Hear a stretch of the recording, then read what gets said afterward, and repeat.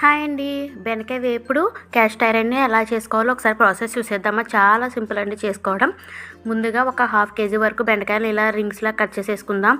Next వచ్చేసి onions, పచ్చిమిర్చి, కరివేపాకు, ఎండుమిర్చి, వెల్లుల్లిపాయ కూడా రెడీ చేసి పక్కన పెట్టేసుకుందాం.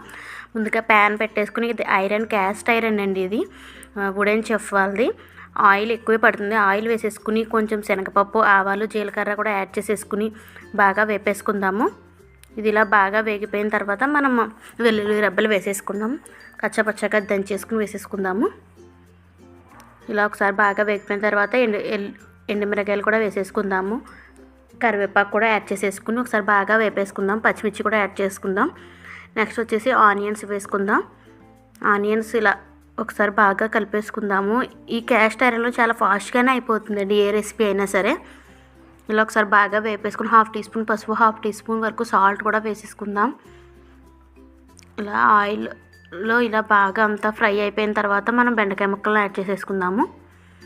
ఇలా హాఫ్ కేజీ ఇలా కట్ చేసుకున్నాం కదండి, ఇవి కూడా యాడ్ చేసేసుకుందాం. లో ఫ్లేమ్లోనే పెట్టేసి ఒకసారి అటు ఇటుగా కలిపేసి మూత పెట్టేసి 10 మినిట్స్ వరకు ఫ్రై చేసుకోవాలండి. మధ్య మధ్యలో చెక్ చేసుకుంటాలి, లేకపోతే మాడిపోయే ఛాన్స్ ఉంటుంది. ఇలా లో ఫ్లేమ్లో పెట్టేసి వేపుకుంటూ ఉండాలి. చూసారు కదా, చాలా వరకు దగ్గరికి పడిపోయింది. సాల్ట్ కూడా ఇప్పుడే చెక్ చేసుకుని వేసుకోవచ్చు కావాలనుకుంటే, సరిపోకపోతే కనుక. ఇలా లో ఫ్లేమ్లోనే పెట్టి బాగా వేపేసుకోవాలి. చూసారు కదండి, ఎంతో టేస్టీగా ఉండే బెండకాయ ఫ్రై రెడీ అయిపోయింది.